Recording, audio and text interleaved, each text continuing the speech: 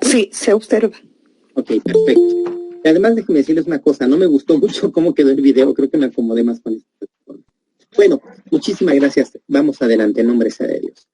Nos quedamos en esta diapositiva en la cual veíamos las longitudes de onda fundamentales de los diferentes colores y con la que incluso hicimos el cálculo para entender qué es el poder de resolución, incluso en términos numéricos, utilizando dos longitudes de onda que son las que generalmente se emplean cuando nosotros observamos al microscopio, que es el amarillo de 580 nanómetros y el azul de 480 con todas las consideraciones que había que tomar de esto. De hecho, como término adicional, déjenme mencionarles, y hablando de las sensibilidades del ojo humano a diferentes longitudes de onda, la longitud de onda a la cual el ojo humano presenta la mayor sensibilidad es al verde. De hecho, sistemas de contrastado ópticos como el contraste de fases, de hecho, emplean el verde, emplean la longitud de onda del verde con un filtro verde para aumentar el contraste que se genera con estos sistemas. En esta imagen lo que les presento es todo lo que se conoce en el universo con relación a las radiaciones electromagnéticas, desde los fotones cósmicos y los rayos gamma, pasando por los rayos X, el ultravioleta, el espectro visible, que es solamente esta pequeña banda en rojo, el infrarrojo, las ondas de radio corta, las bandas de emisión y las ondas de radio largas. De todo esto, solamente las bandas de emisión a través de detectores especiales, pero podemos detectarlas con facilidad, y la luz visible es lo que podemos detectar, ¿sí?, nosotros como seres humanos. Entonces, vean, nada más para recordarnos que no somos nada en el universo. Esta fórmula, o estas fórmulas que tenemos aquí, créanme que son bastante interesantes, y sobre todo la de los aumentos útiles para los microscopios que nosotros utilizamos, los aumentos máximos, es muy importante. Déjenme les cuento una experiencia tratando de traspolarla a ustedes. Imagínense que a ustedes se les rompe su objetivo de 100. Le pasa cualquier cosa. El chiste es que queda ya inútil. Lo cotizan, le hablan a su vendedor de confianza, lo cotizan y cuando les dice el precio, se van de espaldas. Porque, nuevamente, al comprarlo como un aditamento, es caro. Un objetivo de 100 de buena marca, de un Zeiss, un Olympus, un Leica, un Nikon, cuesta pues alrededor de entre los 7,500 y los 9,000 pesos mexicanos. Estaremos hablando como de unos, déjenme no les miento, para que si podemos hacer los cálculos. Estamos hablando, pensemos en 9,000 pesos, como $450 aproximadamente. Entonces, tiene un costo interesante. Y el vendedor, como es súper buena onda, les dice, mire, no se preocupe. ¿Qué le parece si hacemos esto? Yo tengo un par de oculares 25 por, ¿sí? ¿Se acuerdan ustedes cómo se calculan los aumentos totales en el microscopio? ¿Alguien que me diga si se acuerda?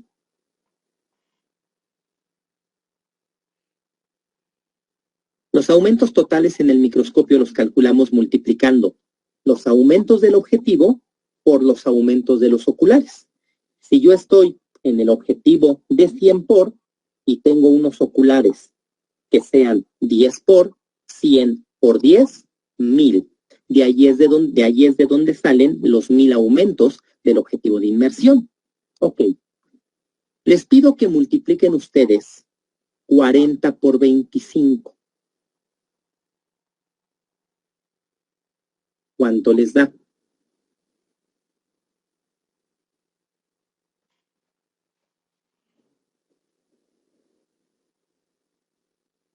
$40 por 25 también da 1000. Entonces, espero que ya hayan entendido las buenas intenciones del vendedor. Mire, no se preocupe. Con los oculares 25 por y con su objetivo de 40, ya tiene los 1000 aumentos. Entonces, ya no necesita comprar el objetivo de 100, que es más caro. Cómpreme los oculares 25 por y con su objetivo de 40, que le funciona perfectamente, va a tener usted los mismos aumentos. Bueno, pues papá AB determinó a través de estas fórmulas hasta dónde se pueden llegar a magnificar las imágenes con los diferentes objetivos.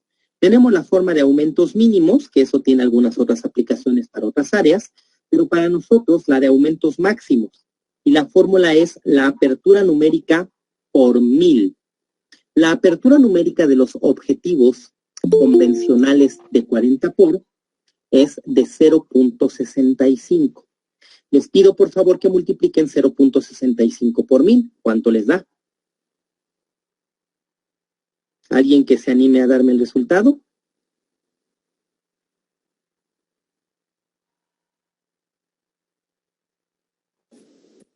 $650. 650. Entonces, esta fórmula me dice que con un objetivo de apertura numérica 0.65, que sería el de 40, yo no puedo hacer amplificaciones mayores a 650 aumentos. Por lo tanto, aunque tenga mis oculares 25 por, la resolución de la imagen, la definición de la imagen y las amplificaciones no me van a corresponder. Entonces es imposible, ¿estamos de acuerdo? Y esto se los digo porque yo sí también me he encontrado con otras personas que han comprado oculares de mayor aumento en su afán por decir, quiero ver más grande. Pensemos en una persona que compre unos oculares 20 por. 20 por, imagínense. 20 por con el objetivo de 100, porque quieren ver 2000 aumentos en lugar de 1000. La fórmula me dice, la apertura numérica del objetivo de 100, ayer la utilizamos, que es 1.25 por 1000, 1250 aumentos. Por lo tanto, si yo compro unos oculares 20 por, porque en lugar de querer ver 100 aumentos, de querer ver 1000 aumentos, quiero ver 2000, estoy mal. Es un gasto inútil, es un gasto que no va a dar una imagen de calidad. Entonces, esto es importante también que conozcan esta fórmula. Pues aquí tenemos la imagen de un microscopio, uno de los mejores microscopios que ha realizado la marca, que ha fabricado la marca Olympus, que es una de las buenas marcas de microscopía, que tiene características particulares porque, por ejemplo, la iluminación está en un módulo trasero inferior, aquí está la lámpara, vemos cómo el haz de luz pasa a través de diferentes prismas, en este caso lentes, diafragmas, atraviesa, por ejemplo, aquí el condensador, entra a los prismas del cabezal, tenemos la desviación de la luz hacia el ocular para que se tomen las micrografías y hay diferentes formas en las cuales las diferentes marcas hacen la distribución y conducción de la luz en sus microscopios. Lo que tenemos aquí es algo que se presenta precisamente en la óptica en los microscopios y en todas las superficies, que es la reflexión.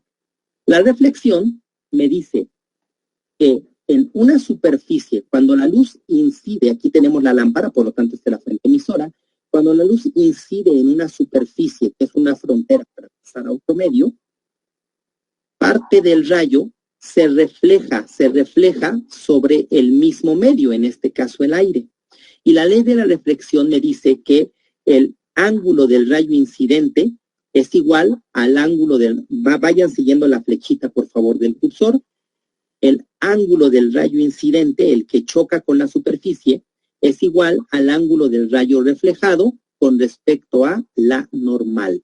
Esta línea que ven ustedes en negro aquí correspondería a la normal. ¿Y qué es la normal? Pues no es otra cosa más que un plano de referencia o un marco de referencia que tiene que ser perpendicular a la superficie donde se está realizando el fenómeno. Sí, yo sé que en la escuela para todo nos hicieron sufrir con la normal, ¿no? Y que si un auto que corre en una curva de una carretera con una inclinación de 30 grados con respecto a la normal. De veras que hoy están contra mí, Permítanme tantito. Voy a cerrar la ventana porque si ustedes oyen, ¿qué están haciendo a estas horas de la noche? Están golpeando y no sé si se escucha. Bueno, o mejor digan ustedes, ¿no les molesta? Porque aquí sí se escuchan los golpes. Si les molesta, para ir y cerrar mi ventana, no tengo problema. No se escucha nada, doctor. Ok, bendito sea Dios. Ok, entonces, Esto sucede con las superficies y con la luz. Y déjenme decirles que es importante considerarlo en la parte de la microscopía, porque todas nuestras lentes, parte de la luz que incide en ellos y que hemos hablado de que la atraviesa y se desvía y los conos de luz, bueno, parte de la luz que incide sobre la superficie de nuestras lentes se refleja, lo cual nos indica que no el 100% de la información de la imagen que va en la luz y que llega a nuestras lentes es verdaderamente información efectiva, porque parte de esa se pierde per se por el fenómeno de la reflexión. Y tenemos también la refracción, que es muy importante en la microscopía. ¿Por qué? Porque finalmente lo que hacen las lentes es refractar la luz. ¿Y qué es refractar la luz? Es desviar el trayecto de la luz. ¿Qué es lo que sucede? Bueno, pues cuando la luz pasa de un medio con una densidad a un medio con una densidad diferente, que puede ser mayor densidad o menor densidad, la luz se refracta, se desvía de su trayectoria rectilínea. Y con esto, si nosotros observamos esta imagen, vean ustedes, aquí tengo un pez. ¿Ustedes alguna vez quisieron de niños o todavía han intentado agarrar un pez en el agua? Si lo han intentado, es bastante difícil. Y a veces decimos, es que el pez se mueve muy rápido. Es que ya lo iba a agarrar, pero se me fue porque está resbalosito y etcétera, etcétera. Y bueno, si bien algunas de esas, o bueno, las dos cosas son ciertas, lo que pasa en realidad es esto. Yo aquí tengo mi pez. Y de acuerdo a la fisiología de la visión, como lo hemos hablado, para que yo pueda observar al pez, toda la luz que viene del medio ambiente, del aire, atraviesa o entra al agua, se dirige a través del agua, incide, choca en el cuerpo del pez y se refleja. Y esa luz lleva una trayectoria inclinada por la densidad del agua. Y cuando sale al aire, esta luz se refracta, se desvía porque el aire tiene una densidad diferente. Y ahora estos rayos que se han refractado, que se han desviado, son los que entran a mis ojos. Pero mi cerebro no tiene la capacidad de interpretar esas desviaciones en la trayectoria de la luz. Mi cerebro no puede decir, es que la luz viene de acá. No, mi cerebro lo que hace es una proyección lineal. Mi cerebro dice, la luz viene de esta dirección, entonces el cuerpo está aquí. ¿Me entienden? ¿Qué es lo que sucede? Yo no puedo agarrar al pez porque yo lo que estoy haciendo es tirarle de manotazos a su imagen, a donde yo lo veo, pero la posición del pez es todavía más abajo de donde yo ubico su imagen. Y esto es la diffracción, y algo similar sucede con las lentes del microscopio, con los prismas del microscopio. Cuando la luz entra y los va atravesando, por la densidad se desvía. Y eso es lo que hace posible precisamente que una lente pueda ser convergente. Porque si yo tengo mi lente convergente, los rayos que entran por aquí, al atravesar la luz, se desvían y entonces por el otro lado confluyen en un punto. ¿Estamos de acuerdo? Entonces la refracción es muy importante para la microscopía. Y bueno, todo esto se hace a través de la luz, ya lo mencionamos. La luz es aquí la estrella porque es la que nos lleva la información de cómo son los objetos a través de su imagen. Tenemos diferentes formas de fuentes de luz, diferentes tipos de lámparas, diferentes con respecto, si bien todas las que están aquí son lámparas de halógeno, lámparas de filamento, que no son otra cosa más que una resistencia.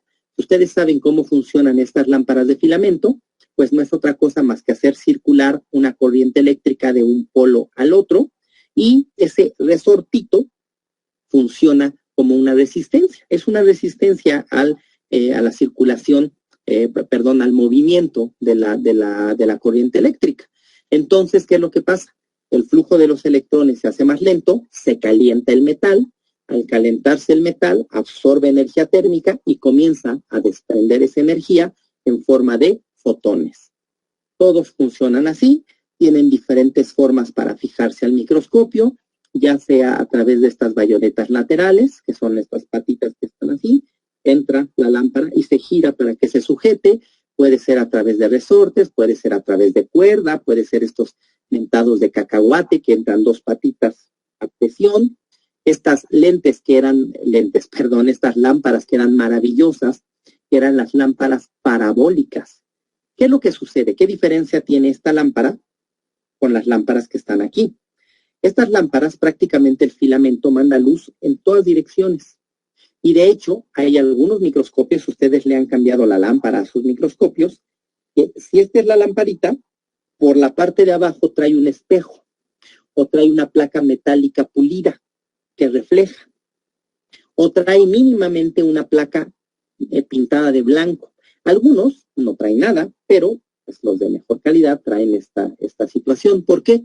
Porque esta lámpara emite luz en todas direcciones y la luz que se emite en estas direcciones y hacia abajo se pierde. ¿Estamos de acuerdo? La única luz que termina aprovechándose es la que va hacia arriba. Pero cuando tienen esta superficie reflejante abajo, la luz que incide abajo se refleja hacia arriba y entonces también es aprovechada. Eso es útil, ¿por qué? No solamente porque yo esté aprovechando mucho la luz, sino porque eso, nada más eso, vean ustedes, nada más el poner una placa reflejante abajo de la lámpara, me permite que yo utilice lámparas de menor voltaje, de menor wattaje, de menor brillantez. Por lo tanto, son lámparas más económicas, lámparas que se calientan menos, lámparas que duran más. ¿Por qué? Porque estoy aprovechando esa parte de luz. Para que yo pueda dar hacia arriba la cantidad de luz adecuada, yo necesito que se emita una gran cantidad por todo lo demás que estoy perdiendo. Pero si yo puedo aprovechar al poner esa superficie reflejante abajo parte de esa luz, entonces puedo utilizar lámparas de menor voltaje. Y eso es importante. Pero aquí hay otro dato muy importante y es estas letras en rojo que dicen no tocar. Ojo, ninguna lámpara, ninguna, ni un LED, ninguna se cambia tocándola con los dedos desnudos. Eso no se debe de hacer. ¿Por qué? Vean ustedes. Si yo toco esas lámparas que por su funcionamiento se calientan y se calientan de verdad, algunos de ustedes de repente, ya se fundió el foco, lo voy a cambiar y se les ha ocurrido tocarlo así de, se queman, se calienta demasiado. Bueno, pues resulta que con nuestros deditos desnudos les dejamos grasa y esa grasa con esa temperatura se empieza a combustionar, se empieza a quemar. Pero como no hay oxidación, porque no es una flama, no es una combustión completa que se vaya hasta CO2 y agua, sino prácticamente se carboniza.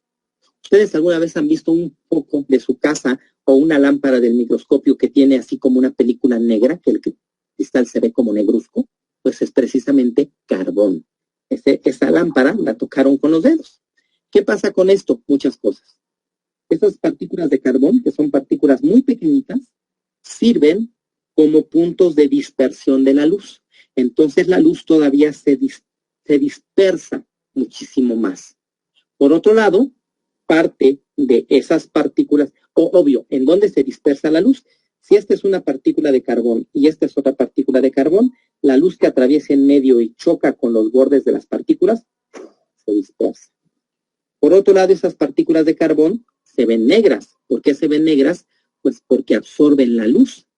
Al absorber la luz, ¿qué creen que pase? Se calienta todavía con mayor intensidad el cristal de la lámpara. Y eso hace que la lámpara más pronto se vaya, se vuelve. Entonces es muy importante no tocar las lámparas con los dedos desnudos.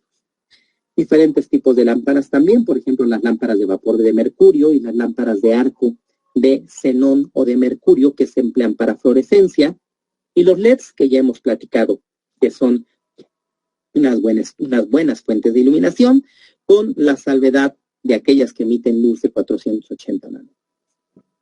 Y con esto, bueno, tenemos que pasar a dos conceptos muy importantes con respecto a la luz. El primero es la cantidad de luz. ¿Qué es la cantidad de luz? La cantidad de luz es la cantidad de fotones emitidos por una fuente luminosa y que se perciben en un área iluminada, ¿sí? Tiene que ver con el flujo luminoso y con el tiempo de emisión. Dependiendo de una superficie, qué tan iluminada vea esa superficie cuando incide la luz, eso es un reflejo de la cantidad de luz y obvio tiene que ver con el tiempo. Si yo tengo la lámpara encendida 5 minutos y después la prendo 10, pues en los 10 minutos se emitió mayor cantidad de luz que o esa superficie estuvo iluminada por más tiempo que en los 5 minutos. Recibió mayor cantidad de luz. ¿Cómo regulo yo la cantidad de luz en el microscopio? Muy sencillo, a través de los diafragmas. El diafragma de campo y el diafragma del condensador. Esas superficies a través de esas láminas lo que hacen es obturar el paso de luz. Si yo cierro el diafragma, la luz choca sobre las láminas y ya no pasa. Estoy iluminando mi muestra con menor cantidad de luz. Y por eso es que nos permite precisamente ajustar la apertura numérica, el diafragma del condensador. ¿Estamos de acuerdo? Y eso ya lo vamos a ver con la iluminación de Kohler. ¿Para qué nos sirve regular la cantidad de luz en el microscopio? 1. Cuando observamos preparaciones en fresco, me permite generar contraste. ¿Estamos de acuerdo? Y cuando yo observo preparaciones teñidas, me permite ajustar la apertura numérica del condensador a la apertura numérica del objetivo y me ayuda entonces con el poder de resolución. El otro concepto es la intensidad de luz. La intensidad de luz se refiere a la energía de los fotones, es decir, la frecuencia con la que vibran esos fotones, y se denota por el grado de brillantez. ¿Qué tan brillante es la luz? Y esta brillantez se mide en candelas. Tiene relación directa con lo que se llama temperatura de color. ¿Qué es la temperatura de color? La temperatura de color se refiere al tipo de luz que emite una fuente luminosa con respecto a la temperatura a la que comienza a emitir y a la que sigue emitiendo fotones. ¿Qué pasa? Es el mismo ejemplo de la bombilla. Ese filamento, ese resortito que se ve ahí, ¿vale? Se calienta. Y cuando el metal de ese resorte ha absorbido una determinada cantidad de energía térmica, absorbe tanta energía que entonces empiezan sus átomos a emitir fotones. Eso es la temperatura de color. La temperatura de color se mide en grados Kelvin. Para lámparas incandescentes que se llaman lámparas de estudio, que son las que emiten luz blanca, luz azul de 480 nanómetros, la temperatura de color es de 5.500 grados Kelvin. Mientras que un foco de 100 watts, de esas bombillas que utilizábamos antes en nuestras casas, ya ven que ahora, bueno, todavía las hay, pero ahora se utilizan más o los ahorradores o ya también los de LED, tienen 2.850 grados Kelvin de temperatura de color y es una luz más rojiza. Y de aquí vienen precisamente los conceptos de luz cálida, luz cálida, que es lo que corresponde a la luz más rojiza, a la luz más amarillenta, y la luz fría, que es lo que corresponde a la luz blanca. Ustedes ahora van a comprar una lámpara y les dicen, ¿de luz fría o de luz cálida? Bueno, ya saben ustedes a qué se refiere. Vean ustedes este video, pero antes les voy a poner un ejemplo. Imagínense que yo tengo aquí un clavo, ¿sí? Es más, espérenme tantito. Un tornillo. Tengo este tornillo. Se ve gris, ¿estamos de acuerdo? ¿Qué pasa si yo lo empiezo a calentar? Si yo lo empiezo a calentar, lo voy a ver todavía gris. Ya no lo voy a poder tocar, ¿sí? Si yo lo sigo calentando, lo voy a ver rojo, se va a poner rojo. ¿Y eso por qué es? Porque la temperatura que ha absorbido ha estimulado sus átomos a que emitan fotones de longitud de onda rojas. Y si yo lo sigo calentando, se va a ver blanco. Y eso es porque ya la temperatura que tiene ha excitado sus átomos a tal grado que está emitiendo fotones más energéticos, fotones de luz azul de 480 nanómetros. Emite de todo el espectro visible, pero la mayor cantidad es azul de 480. Por lo tanto, es lo que predomina y lo veo blanco. Y es lo que sucede, vean ustedes aquí. Esto es un electroimán. Estamos colocando un cilindro de metal que empieza a calentarse. Vean ustedes cómo ahí ya ha perdido la forma. ¿Qué es lo que sucede? Por la temperatura empieza a dilatarse, se empieza como a bombar.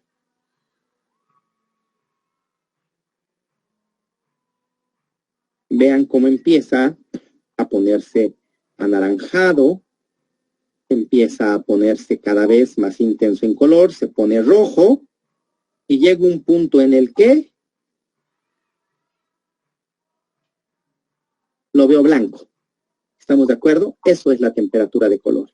¿Qué pasa? Llega un punto de temperatura donde alcanza el punto de fusión, se funde, y al fundirse, pierde temperatura. Entonces empieza a emitir nuevamente en rojos. Ustedes vieron aquí abajo cuando se hizo la plasta, se vio rojo nuevamente y ya después se puso gris. Es precisamente la temperatura de color. Estas gráficas me permiten características de algunas fuentes de emisión. Por ejemplo, las lámparas de tungsteno, las lámparas de filamento, tienen su mayor emisión en rojos. Vean ustedes la luz del sol conforme avanza el día. En la tarde, por ejemplo, esas fotografías, esos atardeceres hermosos del cielo rojo y que se encanta fotografiar. Bueno, pues permítanme decirles que mucho de la fotografía la hace el sol y la atmósfera, porque a esa hora, el ángulo en el que llega la luz del sol a la atmósfera le sirve como un filtro a la luz del sol, y en esas condiciones deja pasar mayor cantidad de rojos. Pero sin embargo, vean ustedes al mediodía, que es cuando el cielo, ustedes véanlo, en un día despejado, asómense al cielo en aproximadamente entre las 11:40 y la 1:30 del día, y es cuando el azul del cielo es más azul, porque en esos momentos la atmósfera está funcionando como un filtro que me permite pasar mayor cantidad de azules de 480 nanómetros. Por su parte, los rayos láser, por ejemplo, los de los códigos de barras, con una longitud muy específica, un pico, nada más, ¿vale? Tenemos, por ejemplo, las lámparas de vapor de mercurio, que me emiten diferentes diferentes longitudes de onda. Estas lámparas, por eso es que tienen la posibilidad de utilizarse en la parte de la microscopía de fluorescencia, porque me van a emitir varias longitudes de onda que voy a poder seleccionar de manera específica y utilizarlas para excitar los fluorocromos. Y los LEDs, que vean ustedes aquí los LEDs, esta gráfica es ya viejita, podemos decir, de manera que me muestra los LEDs cuando eran así como que la novedad. Y vean ustedes por qué se los digo. Porque en estos casos particulares, los LEDs tenían un principal pico de emisión, en este caso la luz blanca, la luz azul de 480 nanómetros, y pues tenían una determinada cantidad de emisiones en otras longitudes de onda. Ahora los LEDs se han perfeccionado tanto que ya tenemos incluso para microscopía sistemas de fluorescencia con LED, ya no con lámparas de vapor de mercurio, ya es con LED, donde ya no requiero un módulo tan impresionante con una cantidad de filtros y de cosas especiales ahí para seleccionarme una longitud de onda, porque ahora ya tengo un LED que me emite esa longitud de onda que va a excitar al fluorocromo de manera específica. Entonces, vean ustedes. Y bueno, los LEDs se han comercializado y se han diversificado tanto que ahora digo, si ustedes las han visto, hasta en las series para el arbolito de Navidad, ya son series de LED. Y son series que el mismo LED tiene la capacidad de emitirme diferentes longitudes de onda. Y bueno, no olvidar que a través de los filtros, utilizando los filtros, también podemos modificar las longitudes de onda para generar contrastes en nuestras muestras. Ahora tenemos aquí nuestro ojito, este maravilloso órgano que nos dio Diosito y que es perfecto, que tiene un pequeño orificio que puede hacerse chiquito o grandote, ¿sí? Como aquí en México, o si ustedes conocen las canciones de Cri Cri, como el chorrito se hacía grandote, se hacía chiquito, decía la canción, a través de los músculos del iris, del diafragma iris, que se cierra generando lo que es una miasis y se abre generando una midriasis. No, perdón, es miosis y midriasis. Sí, miosis cuando se cierra y midriasis cuando se dilata la pupila. Es prácticamente, es que dije miasis, pero la miasis es un proceso parasitario. Perdón, siempre me pasa, siempre me confundo. Miosis y midriasis. Entonces, cuando se abre precisamente la pupila o se cierra, deja pasar también mayor o menor cantidad de luz, que esta luz va a entrar en mi cristalino, que es esta maravillosa lente hecha de proteínas y que tiene la capacidad de ser obliterable. Tiene esa característica. ¿Qué es la obliteración? Pues que esa lente tiene la capacidad de cambiar su diámetro, ¿sí?, su tamaño y su curvatura, su espesor. Se puede hacer cortita y gordita o se puede hacer larga y delgada. Con esto, ¿qué sucede? Bueno, pues el cristalino y su capacidad de obliteración es lo que permite que el ojo humano tenga diferentes puntos focales y que yo pueda ver objetos lejanos y objetos cercanos sin tener que cambiarme el cristalino. ¿Estamos de acuerdo? Esto se hace porque el cristalino tiene insertados estos músculos, que son los músculos ciliares. Estos músculos, cuando se contraen, jalan el cristalino y lo hacen largo y delgadito. Y cuando los músculos ciliares se relajan, hacen que el cristalino se haga más corto y gordito. El ojo logra el enfoque variando entonces la curvatura del cristalino. Por lo tanto, es una lente flexible u obliterable. Lo hace a través de la acomodación por los músculos ciliares. Si se enfoca un objeto distante, los músculos ciliares se relajan. Para una distancia objeto infinita, la distancia focal del ojo, que es la distancia entre el cristalino y la retina, es de aproximadamente 1.7 centímetros.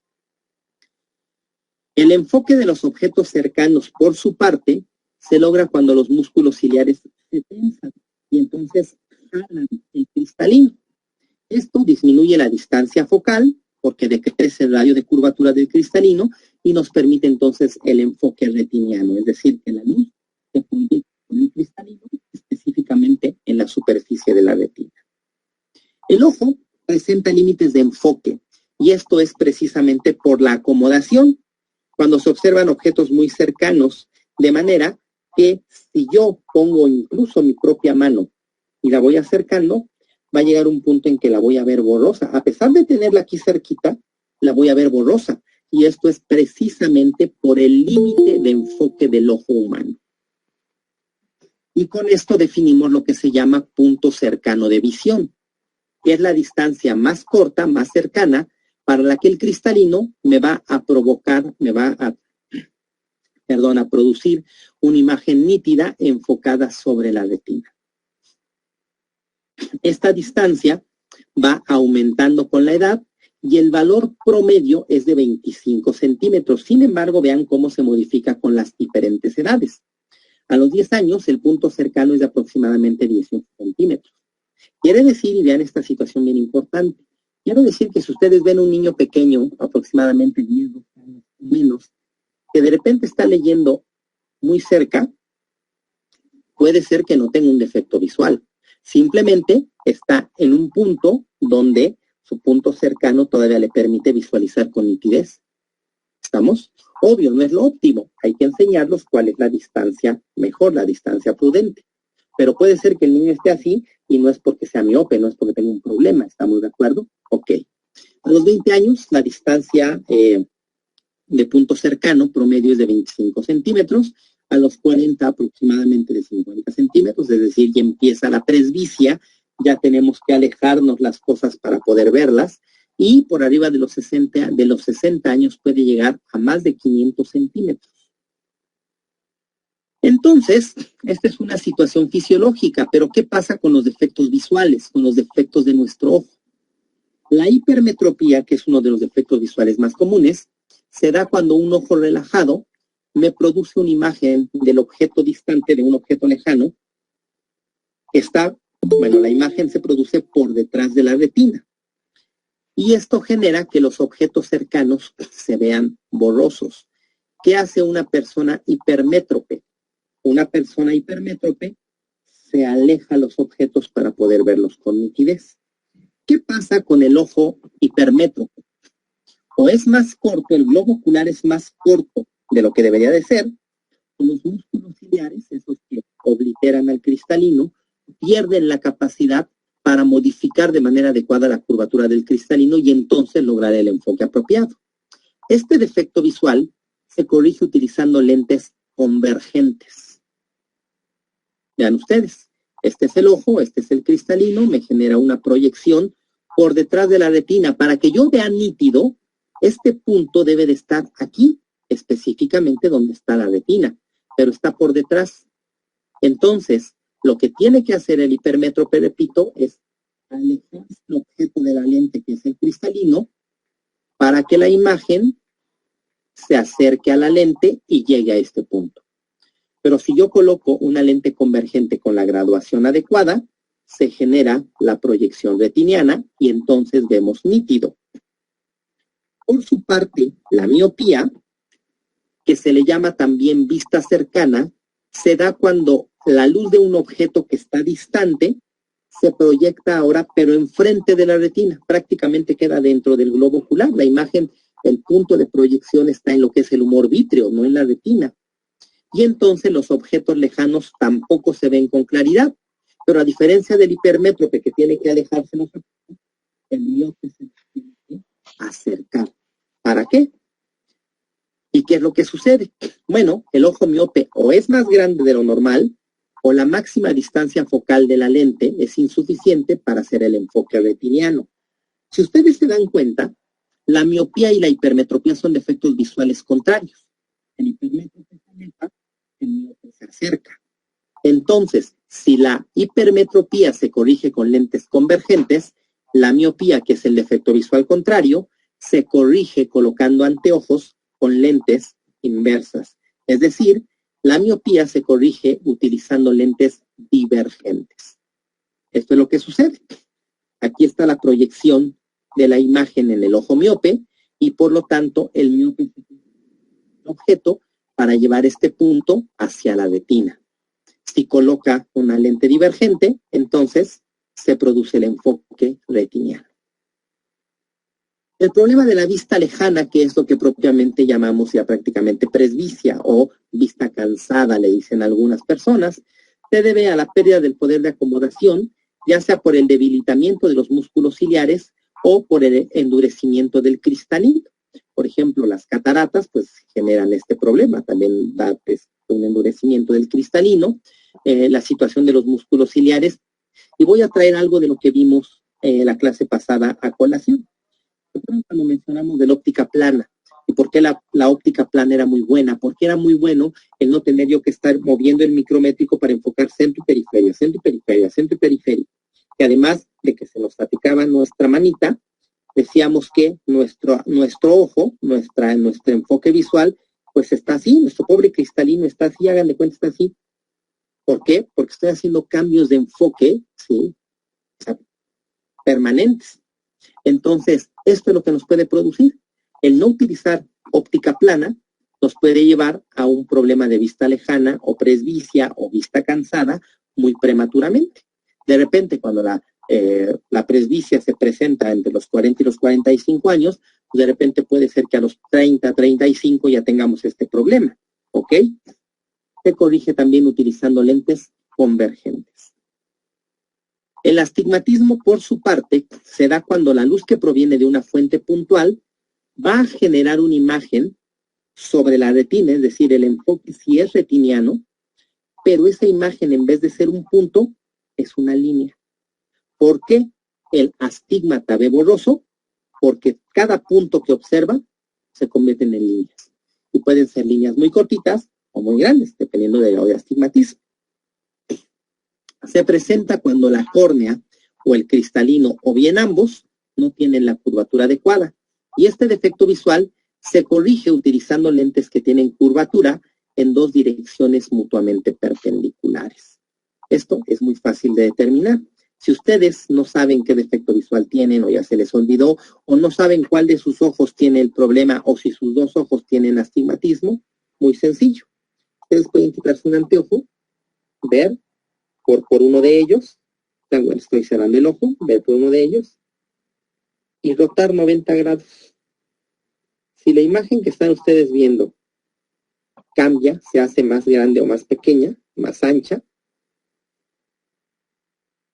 entonces ese es un anteojo para astigmatismo. Si no cambia, a pesar de rotar la lente, quiere decir que es una lente o para miopía o para hipermetropía o para presbicia incluso.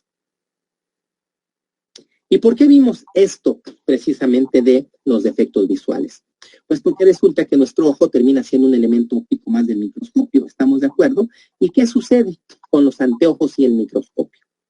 Si se padece de hipermetropía o de miopía, o se tiene más miopía que astigmatismo, debemos o podemos, sí, es más adecuado decir podemos, más que como regla, quitar los lentes, quitar los anteojos. ¿Por qué? Porque, si ustedes se acuerdan de los oculares, tiene una perillita. Y esa perillita, cuando ustedes la giran, hacen un enfoque más nítido. Esas perillitas son dioptómetros y me permiten hacer ajuste para agudeza visual, tanto para miopía como para hipermetropía, pero no me corrigen el astigmatismo. Por lo tanto, si yo tengo como defecto visual principal el astigmatismo, yo estoy obligado a ver al microscopio con anteojos. Y sí, yo sé que es complicado, yo sé que uno se pega con los oculares, raya uno los anteojos, le da uno miedo de rayar los oculares y toda una serie de cosas, pero sí se puede, nada más es cuestión de practicarlo. Y es importante para verdaderamente tener observaciones nítidas al microscopio.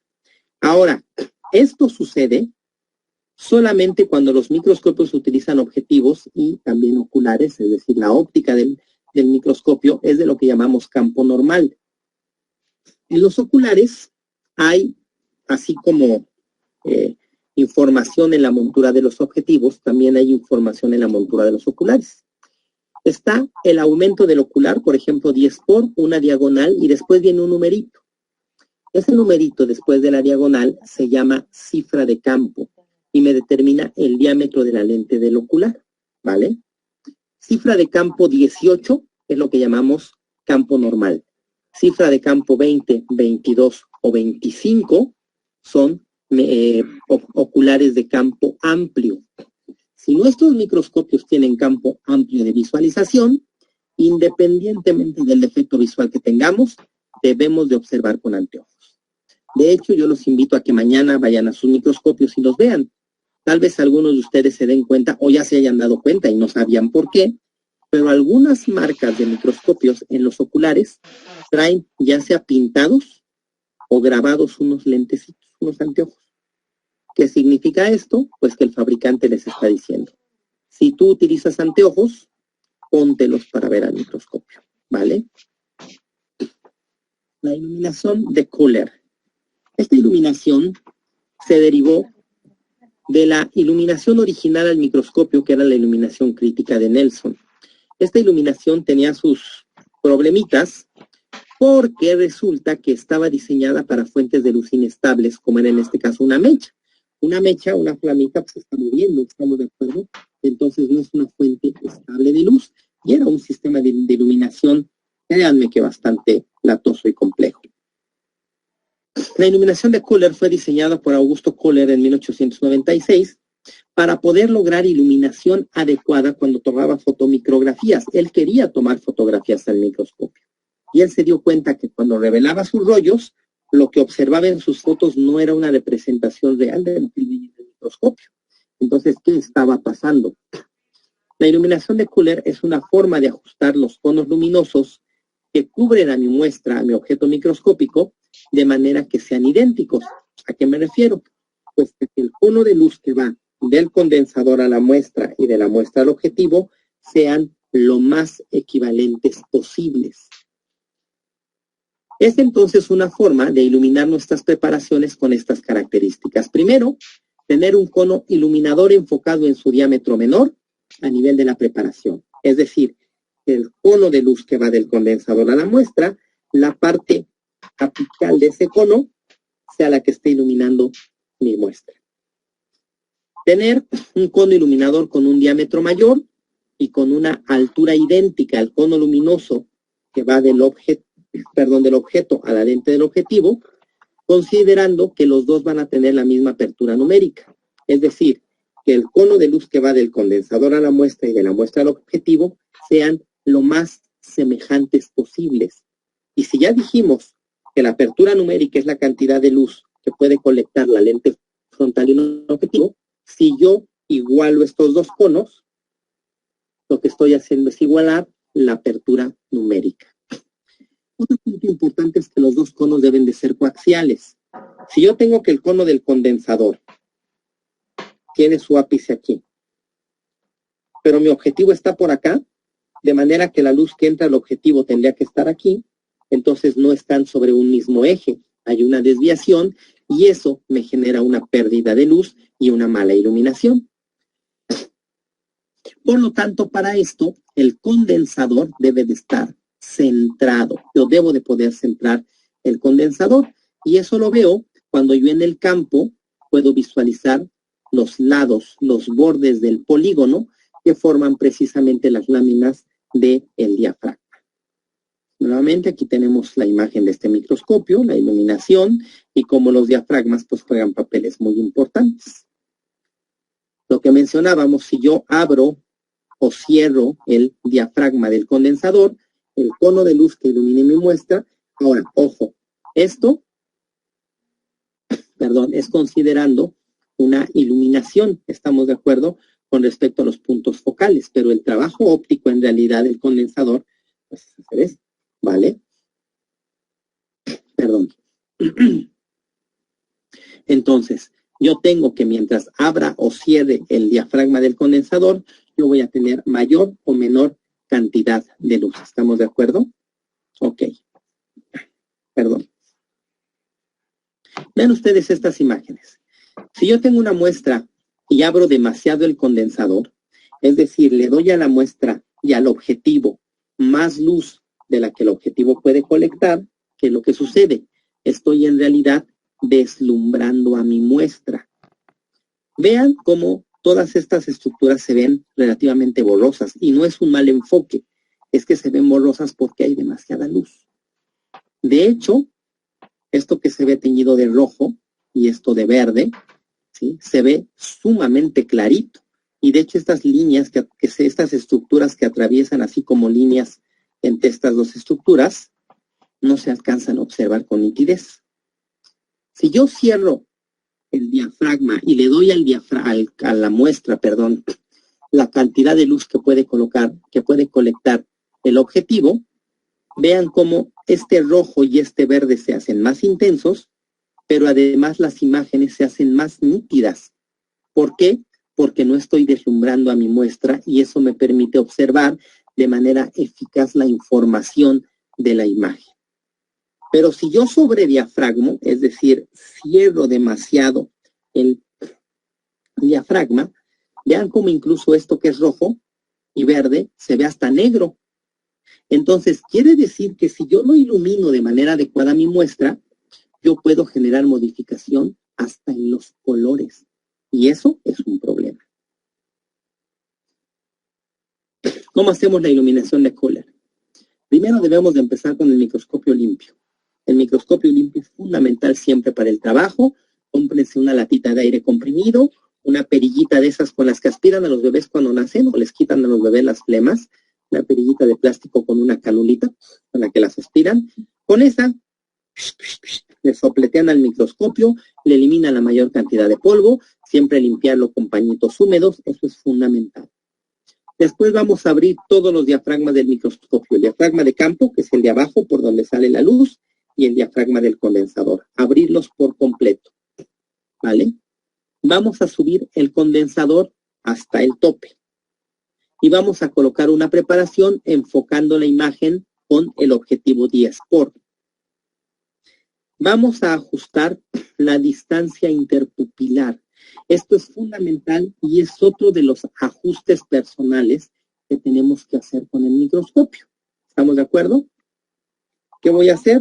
Abrir o cerrar si el cabezal es tipo Siedentov, o sea, si la separación de los oculares es en esta forma circular. Hay algunos que tienen un cabezal donde los oculares se separan de esta manera, horizontal. Bueno, hay que separarlo de una o de otra manera, según sea el caso, para que yo pueda observar el campo visual, que yo pueda observar un solo círculo. ¿Estamos de acuerdo? Cuando yo observo un solo círculo y cierre un ojo y ve el círculo y cierre el otro ojo y ve el mismo círculo, quiere decir que estoy viendo con los dos ojos. Eso es fundamental. Después vamos a cerrar el diafragma de campo, el diafragma de abajo.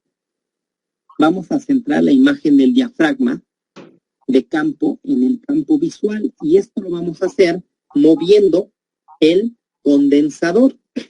Los condensadores, cuando traen la posibilidad de hacer iluminación de Kohler, en la parte lateral traen unos tornillos que cuando yo los muevo van desplazando el condensador para hacer el centrado. Y eso me va a permitir precisamente observar centrada la imagen del diafragma de campo.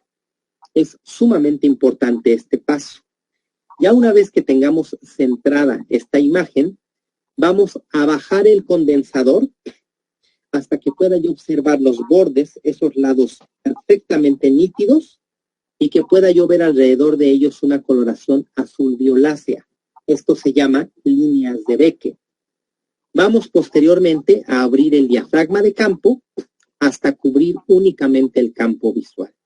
Con esto estamos haciendo, ¿sí?, una buena parte de la iluminación de Kohler con respecto a el centrado, el alineado y la altura adecuada del condensador. ¿Por qué tenemos que bajar el condensador hasta ese punto?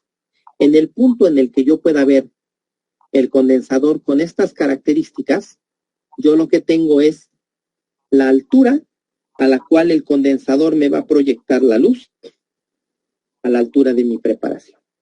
¿Estamos de acuerdo? Eso es lo que nosotros vamos a hacer con este ajuste de la altura del condensador. Ya una vez que yo haya tenido estos pasos, lo que voy a hacer es quitar un ocular, literal, quitar un ocular y voy a asomarme por el tubo del ocular. Vamos a ver el centro y yo voy a ver un círculo iluminado. Voy a cerrar ahora el diafragma del condensador hasta que pueda yo ver 2/3 de ese campo iluminado, precisamente iluminado. Cuando hemos hecho este paso, igualamos la apertura numérica del condensador a la apertura numérica del objetivo. Con respecto a esto, y se me acaba de ocurrir para compensarles el apoyo que me dieron el día de hoy y su paciencia, voy a hacerles un video que les voy a poner en nuestro próximo módulo acerca de los pasos de la iluminación de Kohler para que les queden más claros, ¿vale? Este es el paso del centrado. Yo puedo observar la luz por acá, este campo visual por acá iluminado. Yo tengo que mover con los tornillos centradores hasta llevarlo a un centro aproximado y posteriormente ir abriendo lentamente para corroborar que mi condensador esté centrado. Ahora, un punto bien interesante con respecto a esto. Si ustedes se dan cuenta, estamos hablando de abrir el diafragma de campo. Estamos hablando de centrar el condensador con los tornillos centradores. Estamos hablando de bajar el condensador a una altura determinada. Para esto quiere decir que el microscopio debe de contar con estos aditamentos. Debe tener diafragma de campo, debe tener un condensador centrable y debe de tener un condensador desplazable en vertical. Es decir, que baje y suba. ¿Qué es lo que pasa en la actualidad? En la actualidad, incluso hasta las marcas buenas de microscopía, te venden a veces los microscopios y el condensador ya no se puede mover. El condensador ya tiene una altura preestablecida y ya dicen que viene precentrado. Y te dicen, es que ya trae el Kohler en aproximación. Ya no trae diafragma de campo, ¿vale? ¿Por qué hacen esto? Si ustedes cotizan un microscopio y tiene estas características, y luego le dicen al vendedor, oiga, cotíceme el mismo microscopio, pero con los aditamentos para hacer iluminación de Kohler. Van a ver lo que se va a subir de precio. Nada más por ponerle esos aditamentos. Entonces, lo que hacen los vendedores es aplican la vieja confiable de, pues mejor le vendo este microscopio, le digo que ya trae el Kohler preestablecido, porque así le dicen, trae el Kohler preestablecido, y es más fácil que me vendan un microscopio de, no sé, $1,800 a uno de $2,300. ¿Estamos de acuerdo? Entonces, es prácticamente una estrategia de marketing. Que la calidad de la óptica compensa, bueno, pues ayuda, pero para mi gusto no compensa. Siempre lo mejor es hacer iluminación de Kohler. ¿Cómo comprobamos que el condensador está centrado? Pues cuando abramos el diafragma de campo y veamos que los vértices de este polígono están tocando un punto solamente de ese círculo que es nuestro campo visual. Una vez que veamos esto, ya terminamos de abrir el diafragma de campo únicamente a que este círculo se ilumine, no más. Y esta es la altura o la imagen que me determina la altura del condensador. Observo los bordes nítidos de mi polígono y la coloración azul violácea alrededor. Este es el paso que les comentaba, en el cual yo quito un ocular y me asomo por el tubo y tengo que cerrar el diafragma del condensador hasta que se vean solo 2/3 partes del campo iluminado. Este es un problema porque además tengo que hacerlo con todos los objetivos. Estoy observando con 10, ajusto. Paso a 40, ajusto. Paso a 100, ajusto. Y es un paso peligroso porque se me puede caer un ocular, ¿estamos de acuerdo? Entonces, es una situación complicada. Sin embargo, la mayoría de los microscopios hoy en día nos evitan este paso porque tienen condensadores calibrados. De manera que traen una marca y ya sea a través de una perilla o a través de no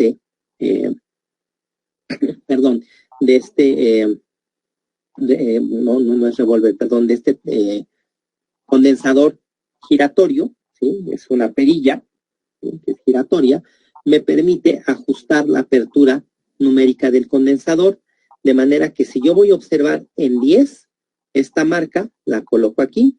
Si yo voy a observar en 20, coloco la marca aquí, en 40 o en 100. Y entonces yo ya tengo un ajuste de la apertura numérica del condensador con la apertura numérica del objetivo, mucho más fácil y mucho más preciso, porque este método es solo una aproximación. El que yo diga, ahí está a 2/3 partes es mi apreciación. Puede venir alguien más y decirme, oye, no son 2/3 partes, y yo decirle, no, sí, para mí sí, para él no. Entonces es una apreciación. Sin embargo, estos condensadores ya me dan mayor precisión con esto. ¿Estamos de acuerdo? Vean ustedes esta imagen. Con esta imagen yo tengo exactamente el mismo corte histológico, la misma preparación, solamente que aquí tengo más aperturado el diafragma de lo que debería. Es una muestra que está deslumbrada. Vean cómo esto, que debe de ser azul, se ve blanco. Vean cómo que es esto que es azul, se ve sumamente clarito. Vean el color tan pálido que tiene esa estructura que se ve como rojiza. Bueno, aquí se ve como rosada. Pero si yo le doy a mi muestra la cantidad de luz adecuada, vean ustedes lo que les mencionaba, hasta puedo nada más con la iluminación modificar los colores, modificar las intensidades. Vean cómo aquí, esto sí ya se observa francamente estructuras azules que aquí se veían blancas. ¿Estamos de acuerdo? Estas estructuras puntiformes que aquí se ven perfectamente, aquí prácticamente desaparecen por la cantidad de luz. Entonces, la iluminación, chicos, es sumamente importante en el microscopio. ¿Ok?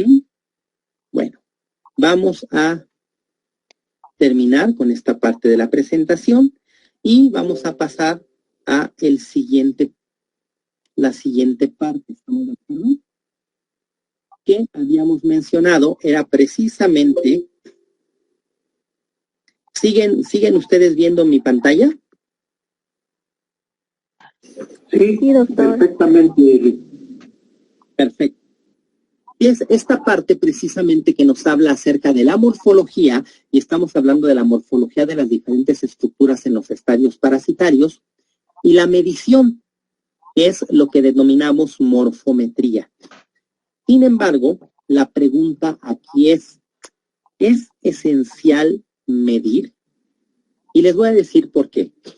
En la actualidad, pues algunos grupos de trabajo que de verdad, yo mis respetos para todo, pero bueno, todos tenemos nuestra opinión personal, y lo importante, y es por eso que para mí es fundamental transmitirles este conocimiento, lo importante es hablar con bases, ¿estamos de acuerdo?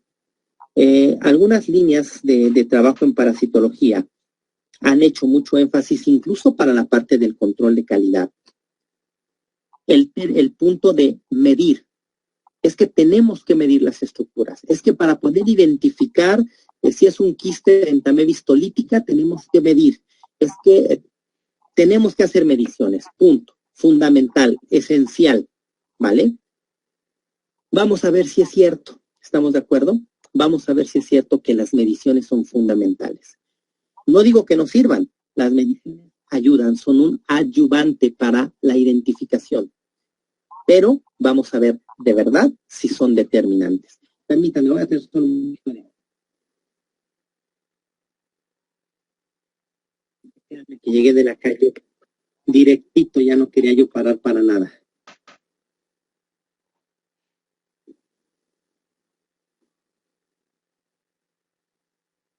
Como se pueden dar cuenta, ya traía yo sed. Ok. La medición de los organismos microscópicos, entonces, en realidad es un auxiliar, como lo mencionamos aquí, en la determinación de las características de todos los seres vivos, incluso al grado de permitirnos su identificación. Pero yo lo considero como un auxiliar y quiero que ustedes al final me den su opinión. De manera que en el caso de los organismos, como son seres dinámicos, están vivos. Al estar vivos, crecen, se reproducen. ¿Qué pasa cuando se reproducen? Pensemos en los protozoarios, que son organismos que se reproducen la gran mayoría por fisión binaria, o se reproducen, por ejemplo, los coccidios por esquizogonias, por plasmotomías, por endodiogenias, pero generalmente, ¿qué pasa? Si pensamos en el proceso de reproducción asexual de los protozoarios más básico, que es la fisión binaria es una mitosis. Y sabemos que en una mitosis, las células hijas tienen cada una de ellas la mitad del volumen de la célula madre, de la célula que les dio origen, ¿estamos de acuerdo? Entonces, la reproducción afecta o interviene con el tamaño. ¿Qué tal si yo tengo un trofozoito de entamebisto histolítica, que yo lo mido aquí, y me dice, mide 30 micrómetros? Y mido algunos otros que me encuentro en la muestra, y me miden 18, 17, 20. ¿Qué pasa? Por no medir 30 micrómetros no es entamebisto histolítica. ¿Qué tal si son el producto, o son dos trofozoitos de uno, que se acaba de dividir, y que además están creciendo? Entonces, ¿qué pasa? ¿Estamos de acuerdo? Entonces, los procesos de reproducción, incluso el desplazamiento, el movimiento, me genera cambios en el tamaño. Acuérdense ustedes, hablando por ejemplo de las amibas, que es uno de los organismos en los que hacen mucho énfasis en las cuestiones, en las cuestiones de la medición. Caray, ahí está. Hacen mucho énfasis en las cuestiones de la medición, emiten pseudópodos, se mueven en varias direcciones. Entonces, ¿qué pasa? Por sus propios movimientos cambia su tamaño y por lo tanto su morfología. De manera que la determinación de las medidas nunca va a ser determinante para poder identificar con precisión a ciertos organismos. Otras de las situaciones que implican las mediciones al microscopio son que se cuente con la herramienta de medición adecuada. Yo debo de tener el micrómetro ocular, que es la lentejita que tiene una escala, una retícula graduada y que se coloca en el ocular, junto con su micrómetro de objeto, que es el portaobjetos, que tiene también una retícula y que sirve para calibrar la medición. Si es que ocupo una cámara del microscopio y que me dicen, ¿puedo medir? Ni con las cámaras del microscopio se mide nada más porque sí. Hay que calibrar las mediciones. Por lo tanto, debo de tener un software que me permita hacer esta medición y la calibración. O conocer al menos los métodos alternativos de medición, ¿vale? ¿A qué me refiero? Yo creo que en cursos que he dado de microscopía presenciales, de repente me he encontrado cuando hablamos de las mediciones con personas que me dicen, entonces no nada más es contar las rayitas y ya. Muchas personas piensan que si tengo el micrómetro ocular y cuando me asomo puedo ver la retícula, Nada más con colocar la estructura y contar las rayitas, cada rayita es un micrómetro. Y si conté 7 rayitas, entonces mide 7 micrómetros. No es así. Existen diferentes tipos de retículas para el micrómetro ocular. Retículas que me dividen solamente en cuadrantes, que me tienen solo una escala de medición, que me tienen la misma escala de medición pero en 2 direcciones diferentes, que tienen escalas de medición distintas, ¿sí? 2 escalas de medición distintas. Vean, estas tienen escala de medición y tienen cuadrantes, estas que me permiten medir superficies, estas que me permiten medir espacios superficiales pero para fotografía, incluso estas que son muy curiosas y que me permiten medir aperturas angulares. Imagínense, entonces hay bastante material con respecto a esto. Pero, hablando de la micrometría, tenemos que conocer el procedimiento para la medición. Tenemos o debemos de tener la calibración del micrómetro para cada objetivo, y esta es una situación importante. El que yo tenga una retícula no me permite medir, y mucho menos medir con todos los objetivos. Yo tengo que calibrar cada objetivo. Y además no cada objetivo, sino cada microscopio donde yo vaya a realizar la medición. Si yo tengo un solo micrómetro ocular y tengo 3 microscopios, oye, ¿me pasas tu retícula porque voy a medir? Sí, ten. ¿Cuál es tu factor para la medición? El factor de ese microscopio no me sirve para este y no me va a servir para el otro. Cada objetivo y cada microscopio debe de tener su calibración específica. ¿Cómo se lleva a cabo esta calibración? Vean ustedes. Este es mi micrómetro ocular. Esta es mi lentejita de vidrio, mi plaquita de vidrio que se coloca aquí entre las lentes. Tiene una escala marcada, que es esta que estamos observando aquí, que va de 0 a 8. ¿Estamos de acuerdo? ¿Cuántas rayitas hay? 1, 2, bueno, es 1, 2, 3, 4, 5, 6 rayitas entre número y número. ¿Estamos de acuerdo? Por lo tanto, 6 por 8, 48 líneas. Este es mi micrómetro de objeto, mi portaobjetos con mi retícula, que también tiene unas líneas y tiene una escala graduada también, que si ustedes se dan cuenta, aquí dice 0.0, 0.1, 0.2, 0.3. En el micrómetro de objeto es muy importante considerar las retículas y la escala que tengan. Pueden venir las escalas en micrómetros o pueden venir las escalas en fracciones de milímetros, ¿vale? Entonces, si vienen en micrómetros, aunque cada rayita no signifique un micrómetro, pero sí la escala general es para considerarla en micrómetros, es decir, el resultado de la medición que yo voy a tener al final va a estar expresado en micrómetros, como en este caso va a estar expresado en milímetros. ¿Estamos de acuerdo? Ok. Yo voy a hacer coincidir, girando el ocular, este micrómetro de objeto lo pongo en la platina como un portaobjetos normal, voy a enfocar las dos retículas y voy a girar el ocular hasta hacer coincidir el micrómetro, el 0, perdón, del micrómetro ocular con el 0 del micrómetro de objeto. Y voy a buscar las coincidencias en que la línea de uno y la línea de otro queden perfectamente colineadas.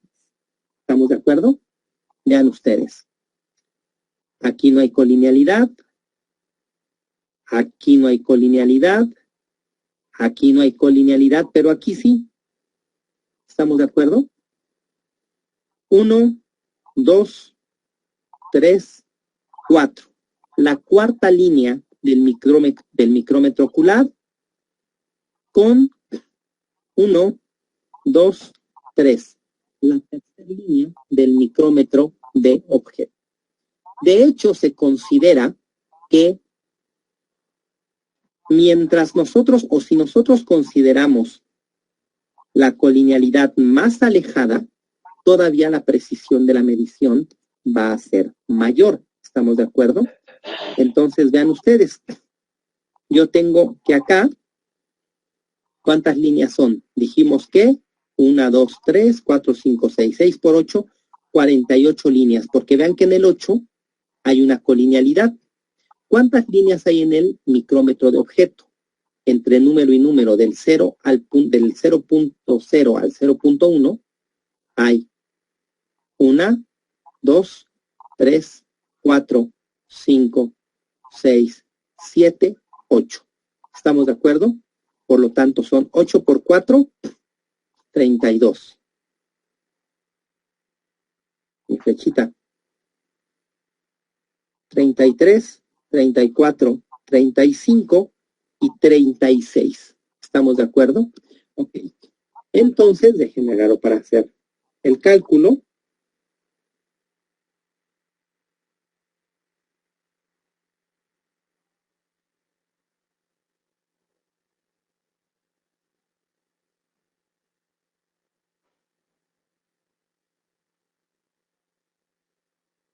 Ok. El cálculo lo vamos a hacer utilizando esta fórmula. Vean ustedes. Perdón, vean ustedes. La longitud del micrómetro de objeto, ya sea en micrómetros o en milímetros, entre el número de divisiones del micrómetro ocular. ¿Estamos de acuerdo? Si nosotros nos vamos a este ejemplo, si considero que esta es una escala en fracción de milímetros, vean ustedes, yo tengo que de aquí a acá es 0.1 milímetro. ¿Estamos de acuerdo? Y son 8 líneas. Entonces, 0.1 entre 8 es 0.012. ¿Vale? Vamos a dejarlo hasta la milésima. Quiere decir que cada una de estas líneas mide 0.012 milímetros. ¿Estamos de acuerdo? Ok. Si nosotros tenemos que la coincidencia fue hasta 8 por 4, 32, 33, 34, 35, 36, entonces 0.012 por 36. Quiere decir que la longitud que hay de aquí a acá es 0.45 milímetros. ¿Estamos de acuerdo? Ok. Con ese valor vamos a obtener nuestro factor de calibración. Longitud del micrómetro de objeto que calculamos aquí como 0.45 entre el número de divisiones del micrómetro ocular, que dijimos que eran 6. Sí, ¿verdad? 1, 2, 3, 4, 5, 6. 6 por 8, ¿cuánto es? A ver, acuérdense las tablas. ¿Qué es lo que vamos a hacer ahorita? Vamos a dividir precisamente ese valor de 0.45 entre 48, de acuerdo a esta fórmula. De manera que el valor que yo obtengo es de 0.009. ¿Qué significa esto? Esto significa que cada rayita del micrómetro ocular vale 0.009 milímetros, porque la escala del micrómetro de objeto está en milímetros. ¿Estamos de acuerdo? Ok. Ahora sí. Ese valor es lo que nosotros llamamos factor de calibración o factor micrométrico. ¿Qué tengo que hacer? Cuando yo quiero medir, entonces pensemos que vamos a medir esta estructura del centro, esta luz, ¿vale? De este órgano tubular. Tengo 1, 2, 3, 4, 5, 6, 7, 8, 9, 10, 11, 12, 13 rayitas. Si la estructura que yo quiero medir midió 13 rayitas, entonces yo voy a multiplicar 13 por 0.009 y el resultado es 0.117. Quiere decir, ahora sí, que esta estructura mide 0.117 milímetros. ¿Estamos de acuerdo? Que correspondería a 117 micrómetros, si es que yo hago la conversión. ¿Estamos de acuerdo? Esa es la forma en la que yo tengo que calibrar y en la que yo puedo medir. Ahora, esta medición la estoy haciendo, pero pensemos que es con un objetivo de 10. Por lo tanto, el factor de 0.009 es para el objetivo de 10. Cuando yo hago la medición con el objetivo de 40, para 40 tengo que obtener mi propio factor. Es decir, tengo que repetir este procedimiento con 40. Y si voy a medir con 100, tengo que repetir este procedimiento, pero ahora con el objetivo de 100. Y si con la misma retícula voy a ver en otro microscopio, voy a medir en otro microscopio, lo tengo que repetir. ¿Estamos de acuerdo? Y tener mi factor de calibración para cada objetivo y para cada microscopio. Esa es la forma correcta de medir con estos instrumentos. Lo latoso es la calibración. Ya una vez que se tienen los factores, no hay ningún problema. Por ejemplo, pensemos aquí que yo tengo, vamos a obtener el factor con esta retícula. Y ojo, yo hace rato les dije, hay que ajustar a ceros. A veces no se puede hacer coincidir 0 con 0, pero con que yo haga coincidir un número con otro, está perfecto. Aquí se hizo coincidir el 20 con el 0. Vean ustedes, aquí y aquí no hay colinealidad. Aquí y acá no hay colinealidad, pero en esta línea sí. En la primera línea de esta escala de 20 y en la tercera línea de esta escala de números más pequeños hay colinealidad. Sin embargo, vamos a considerar, repito, la más alejada. Entonces estaríamos hablando de 1, 2, 3, 4, 5, 6, 7, 8, 9, 10 líneas del micrómetro de objeto y 1, 2, 3, 4.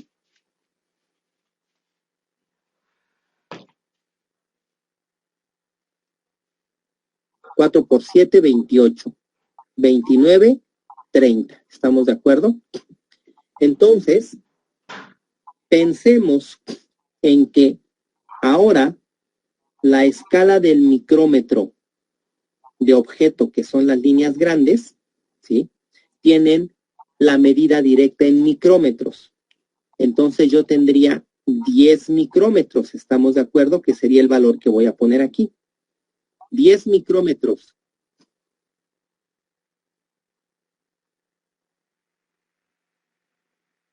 Entre, ¿cuántas líneas dijimos? 1, 2, 3, 4. 4 por 7, 28, 29, 30. Entre 30, el factor es 0.333. Es decir, cada rayita de esta escala va a medir 0.333 micrómetros. Y así ya puedo medir. Vean ustedes esta imagen. Yo sé que puede ser un enredado, pero vamos a aclarar las dudas. ¿Estamos de acuerdo? Vean esta imagen. Es una microfilaria. Si yo la mido aquí, mide 5, 10, 15, 20, 25, 26, 27 rayitas.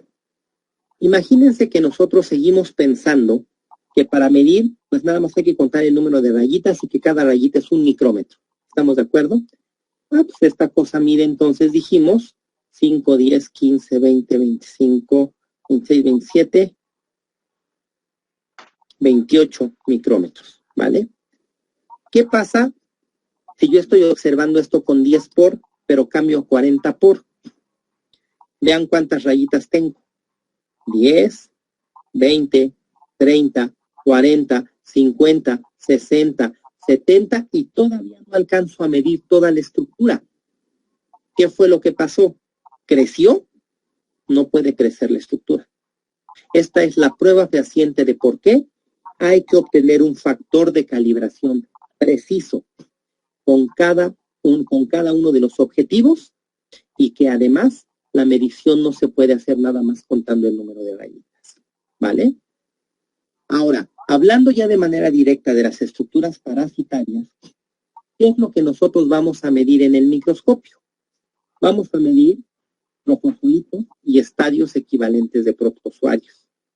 Vamos a medir quistes y oquistes de protozoarios. Vamos a medir huevos, vamos a medir óvulos, vamos a medir estadios juveniles, que son las llamadas anteriormente larvas de los helmintos, particularmente de los nematodos.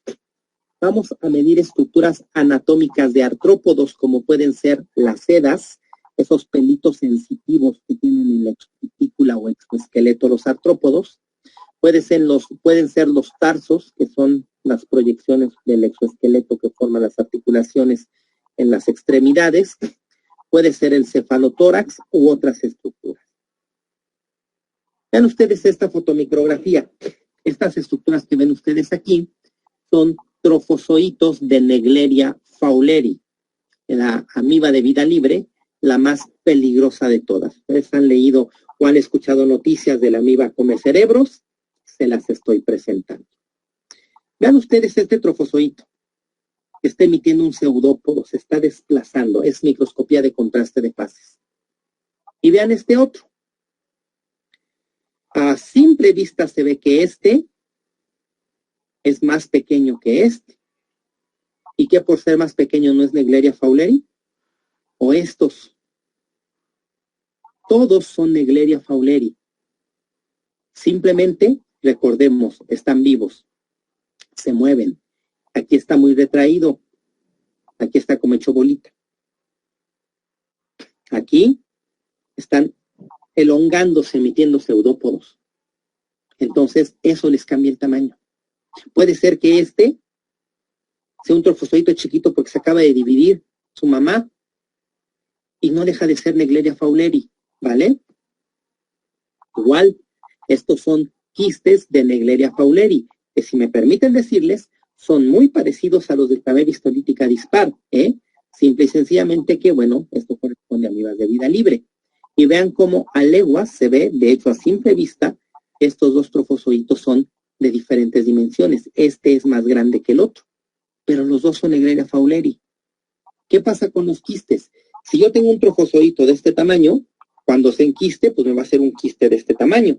Y si yo tengo un trofozoito de este tamaño, pues cuando se enquiste me va a hacer un trofozoito más chiquito, por lógica, ¿vale? Trofozoito de Giardia duodenalis, quiste de Giardia duodenalis con solución de yodo lugol, o quistes de Cryptosporidium spp, un huevo embrionado corticado de Ascaris lumbricoides, un huevo de Uncinaria y un estadio filariforme de Uncinaria. Una arenilla hiratídica, esto es lo que está en el interior de los quistes hiratídicos, es un protoescólex, así se llama, protoescólex, y en conjunto los protoescólex forman las arenillas hiratídicas, ya sea invaginados como este o evaginados. Un piojo, ¿sí? Esta es una ninfa de Pediculus humanus variedad capitis, un piojo de la cabeza.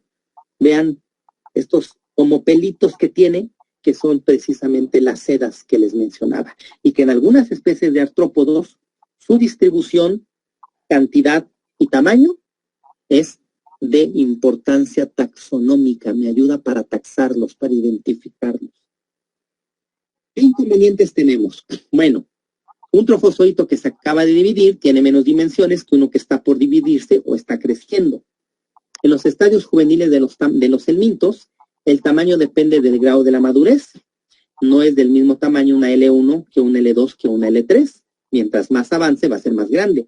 una rhabditoide 1 que una rhabditoide 2 o filariforme 1 que filariforme 2.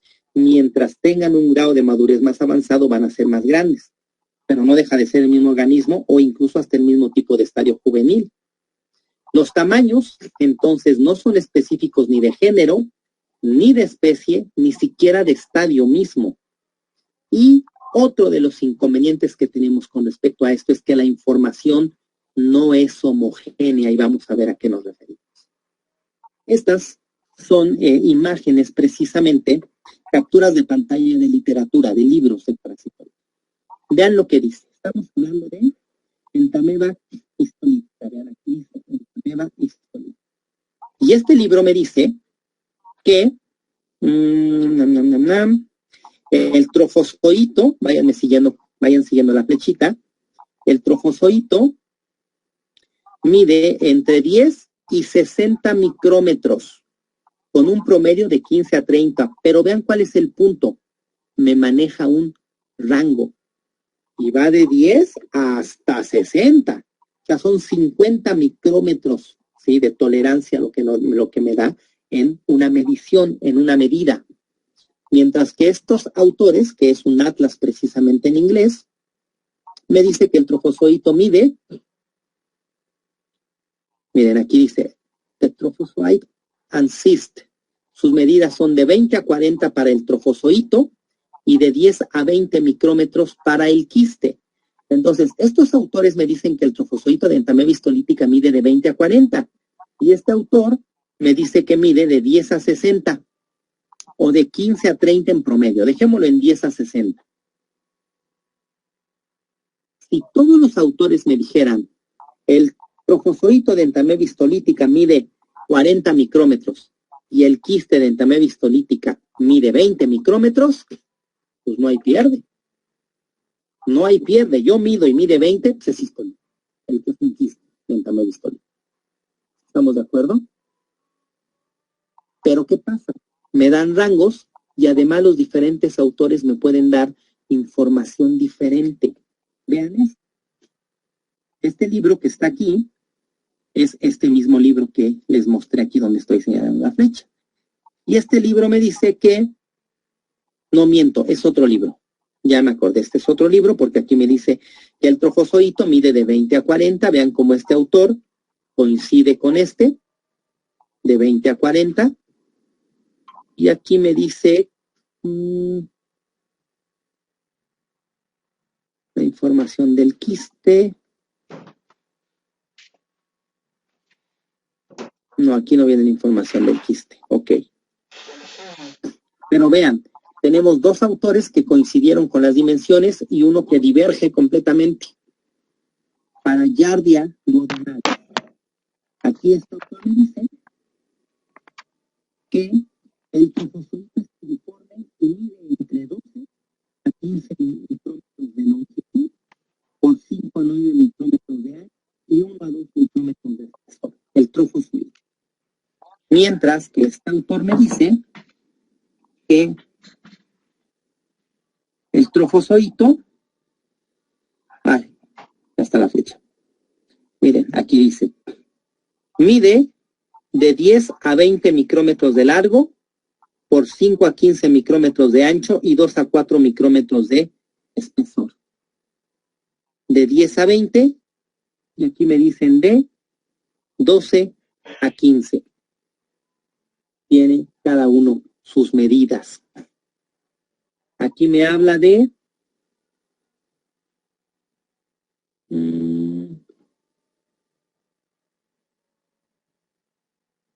permítanme.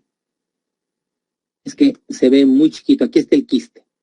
El quiste de Giardia duodenalis mide de 8 a 12 micrómetros de longitud por 7 a 10 micrómetros de ancho. Mientras que este autor me dice que el quiste mide de 8 a 12 y de 7 a 10.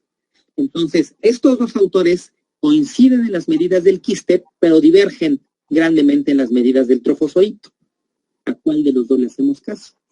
Y si ustedes aprendieron en este libro y yo aprendí en este, y llegamos a trabajar en el mismo laboratorio, yo les voy a decir, no, es que el quiste mide tanto. Ah, no, es que el quiste mide tanto. Yo leí que, pues yo también leí, y los dos tenemos la razón.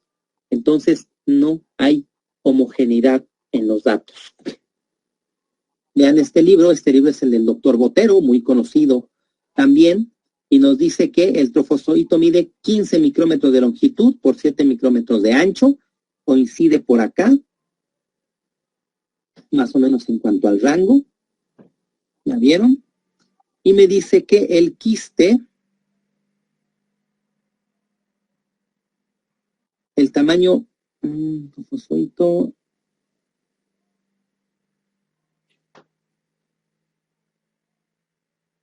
perdón, estoy buscando la flechita que de repente le muevo y no me permite señalarles muy bien. Aquí me dice que el tamaño promedio es de 10 micrómetros. Aquí estos autores me dicen que el quiste, el trofozoito, mide de 12 a 15 micrómetros, mientras el quiste mide de 8 a 12 por 7 a 10.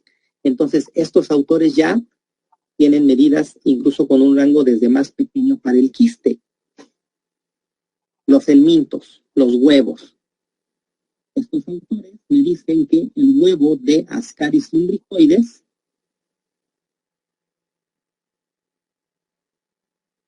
mide, dice, los huevos fecundados miden de 45 a 75 micrómetros de largo por 35 a 50 micrómetros de ancho.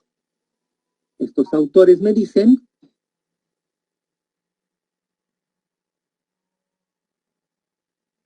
aquí está.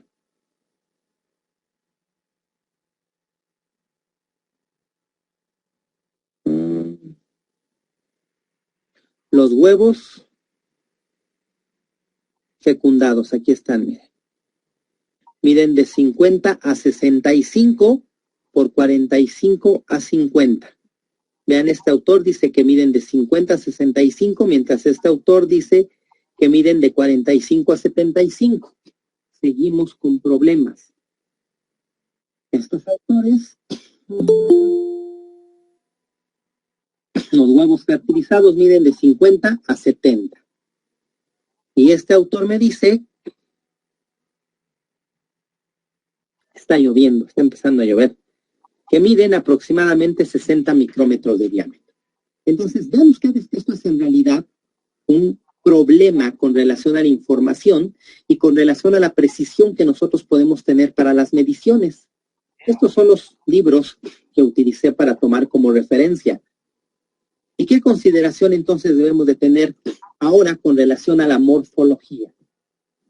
Pues que si consideramos los aspectos morfológicos de los diferentes estadios, como son el número de núcleos y características de los mismos, la presencia de estructuras accesorias como son barras cromatoides, tipos de pseudópodos, las características de la cavidad bucal, del bulbo esofágico, de los primordios genitales, papilas, grosor de la cubierta de los huevos, número de capas de los huevos, presencia de ganchos en los embriones, o sea, toda una serie de aspectos morfológicos.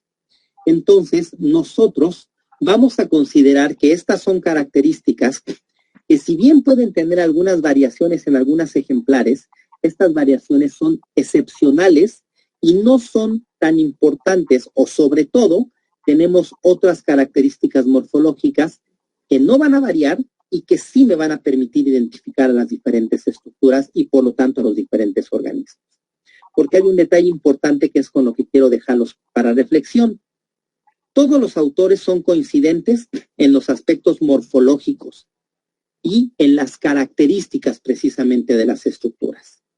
Ningún autor en la literatura que ustedes revisen me va a decir que el quiste maduro de Entamoeba histolítica tiene 3 núcleos y otro me va a decir que tiene 1 y otro me va a decir que tiene 4. Todos los autores, de donde ustedes quieran, me van a decir que el quiste maduro de Entamoeba histolítica es tetranucleado, es decir, tiene 4 núcleos y sus núcleos van a tener cromatina periférica y cariosoma central. Todos me lo van a decir por igual. Entonces, los aspectos morfológicos verdaderamente tienen un peso mayor que la misma medición. La medición es importante y complementaria a la morfología, es decir, el practicar la morfometría es importante, es una ayuda a la medición, pero sin embargo la medición nunca va a ser determinante para identificar y sobre todo diferenciar a los diferentes organismos. Es de mayor valor conocer entonces los aspectos morfológicos de los diferentes estadios de los parásitos, y esto es en general de cualquier objeto al microscopio, de las células sanguíneas, de las células epiteliales, etcétera, etcétera, etcétera. Porque las dimensiones me meten precisamente ese ruido de los rangos, de las divergencias entre los autores, ¿estamos de acuerdo? Y más cuando precisamente se difunden rangos y heterogeneidad. Esta es la parte que yo quiero que ustedes consideren, porque a partir de este momento vamos a introducirnos en el siguiente módulo, primeramente Dios, y de verdad nuevamente les agradezco su paciencia y oportunidad de compartir con ustedes este día. Ya nos vamos a introducir de manera directa a la parte de la parasitología con respecto a lo que nos va a ayudar a hacer el diagnóstico, enfocándonos de manera directa a la morfología de los diferentes estadios parasitarios. Vamos a hablar de los parásitos intestinales, que es pues lo que con mayor frecuencia creo yo que pues trabajamos en todos los países, pero obvio que esto también se aplica a la parte de los hemoparásitos, a la parte de los parásitos tisulares. Pues esto es lo que debíamos de haber compartido el día de hoy. Muchísimas gracias nuevamente. ¿Hay alguna pregunta? Todas las que quieran, soy literalmente todo suyo.